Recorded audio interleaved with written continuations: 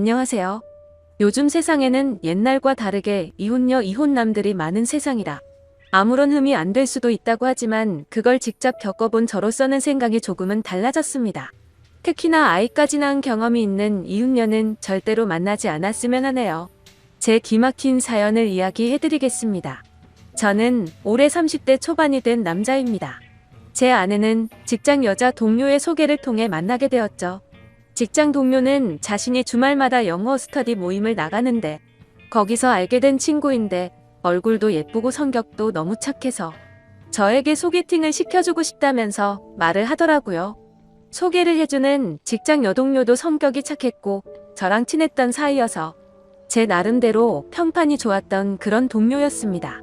게다가 그때 당시 저도 여자친구 없이 솔로로 지낸 지가 1년이나 넘어가던 시점이었고 마음이 허해서 누군가를 만나고 싶다는 생각이 있었기에 흔쾌히 소개팅을 수락하게 됐습니다. 그렇게 저는 소개팅이 있는 날 설레는 마음으로 한껏 꾸미고서 약속 장소로 나갔습니다. 약속 장소에 조금 일찍 도착한 저는 소개팅녀를 기다리고 있었고 문이 열리면서 정말 말도 안 되게 예쁜 여자가 들어오더군요. 저는 속으로 저 여자가 내 소개팅녀였으면 좋겠다 빌었는데 제 앞으로 와서 제 이름을 묻더라고요. 저는 그때 속으로 쾌재를 불렀습니다. 성격은 이미 상관도 없다 싶을 정도로 외모도 몸매도 흠잡을 곳이 하나도 없을 정도로 훌륭했었기 때문이죠. 그렇게 저는 아내를 처음 보는 날 첫눈에 반해버렸습니다. 그리고 상대방 입장에서도 저와 마찬가지였는지 소개팅 내내 웃음이 끊이질 않았고 해먹더라고요.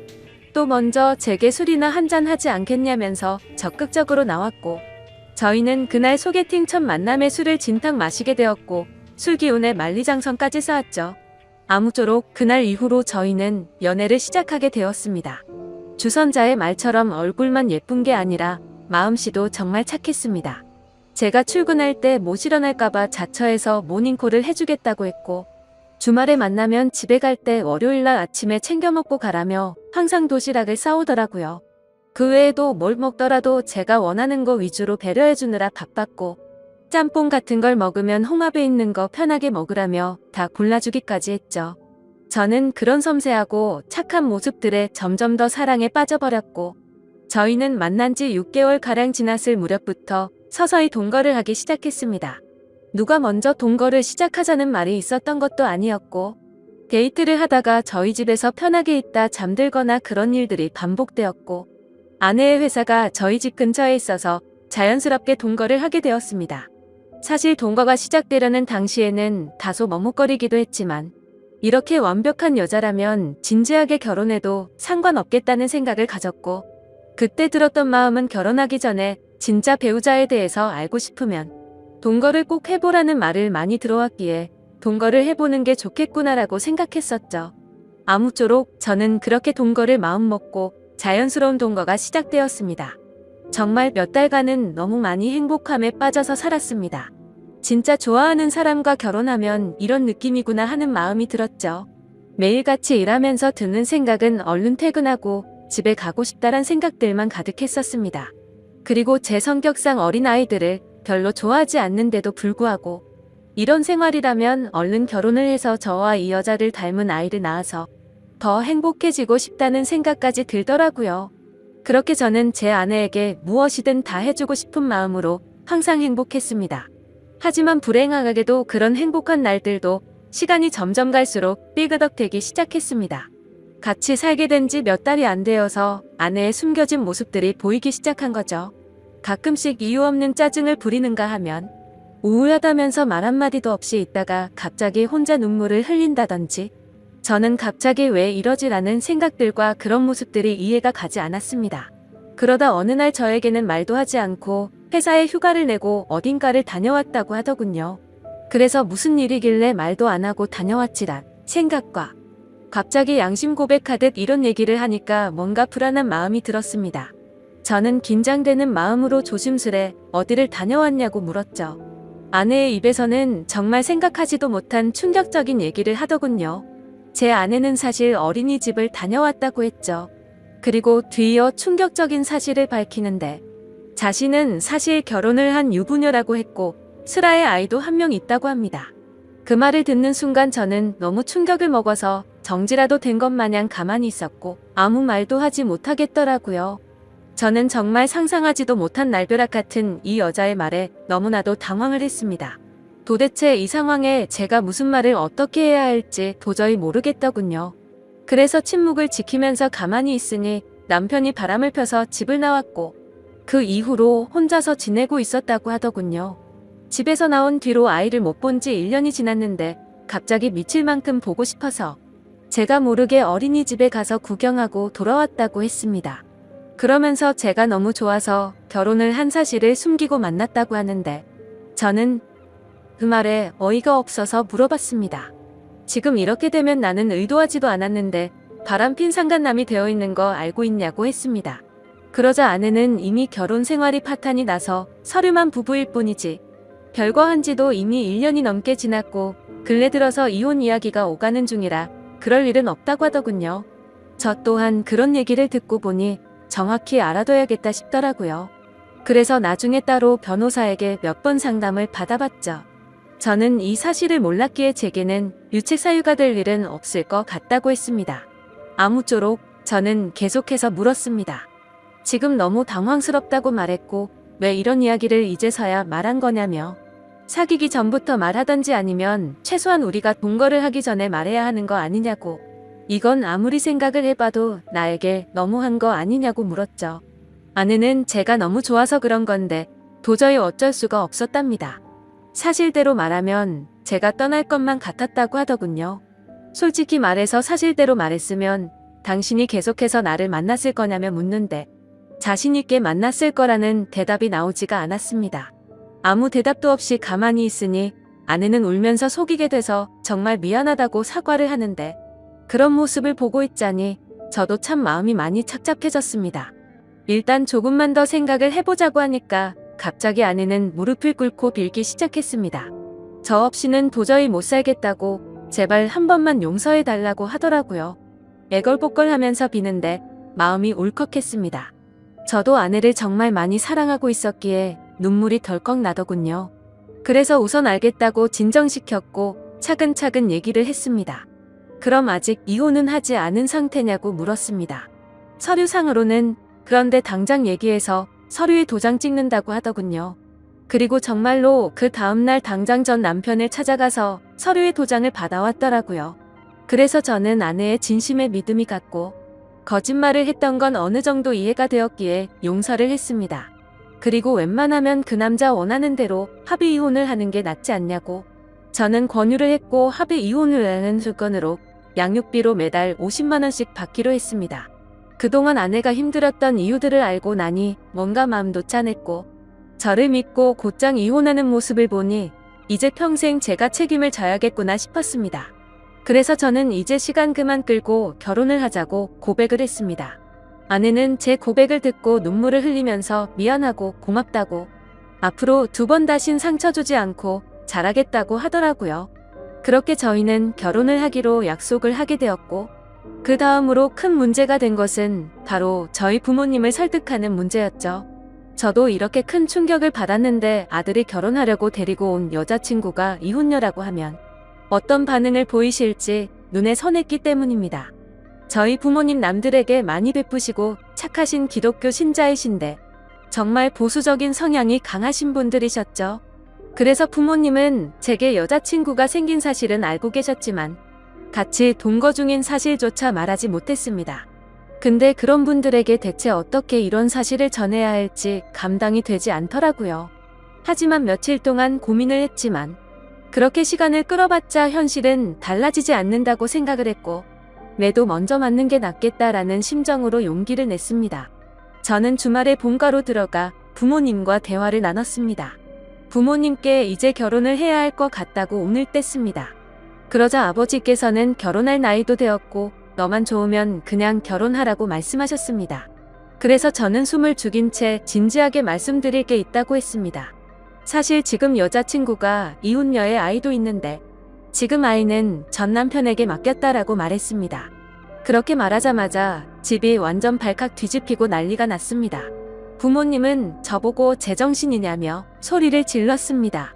네가 도대체 뭐가 부족해서 이혼녀도 모자라서 애까지 있는 사람이랑 결혼을 하려고 하냐고 화를 내셨죠. 부모님은 예상보다 더욱더 단호하셨습니다. 그 여자와 결혼할 거면 자식이고 뭐고 저를 다시는 보지 않겠다고 못을 박으셨죠. 하지만 저는 제 아내에게 또다시 상처를 줄 수가 없었기에 부모님께 불효를 저지를 수밖에 없었습니다. 저는 부모님의 뜻을 거역하고 아내와 둘이서 혼인신고를 해버렸습니다. 그렇게 제 처음이자 마지막이 될 결혼식은 어쩔 수 없이 생략을 하게 됐고 저희는 부부 사이로 함께 살기 시작했습니다. 근데 아내는 결혼을 하자마자 제게 말하더라고요. 자신의 아이가 너무 보고 싶다며 한 달에 2번씩은 보러 가면 안 되겠냐고 했죠. 저는 이 정도는 충분히 각오를 했었기에 흔쾌히 그렇게 하라고 했습니다. 하지만 그렇게 이해를 해주면서도 한편으로는 아내가 아이 이야기를 할 때면 이게 기분이 참 뭐라 표현해야 할지 모르겠지만 기분이 좋지 않고 이상하더군요. 솔직히 제가 성인군자까지 될 수는 없지만 최대한 이해하고 배려해주려고 했습니다. 그런데 제 마음을 아는지 모르는지 아내는 제게 계속해서 실망감을 주더라고요. 아이 때문이라며 매번 전남편하고 통화를 하는 건 기본이었고 전남편 집까지 찾아가서 그곳에서 애랑 놀다가 오곤 하더라고요. 사실 그렇게까지 하는 건 최대한으로 배려를 해야겠다 생각하면서 이해하려고 노력했습니다. 근데 어느 날 놀이공원을 다녀왔다기에 사진을 보고 있는데 그 사진에는 전 남편도 끼어서 셋이서 사진을 찍었더라고요. 그걸 보자마자 저는 눈이 돌아가더군요. 너무나도 불쾌했고 속에서 진짜 분노가 끓는다는 게 어떤 건지 느꼈습니다. 그래서 그 문제로 그날 아내와 저는 진짜 엄청나게 말다툼을 하게 됐습니다. 그리고 아내는 무조건 아이가 1순위였습니다.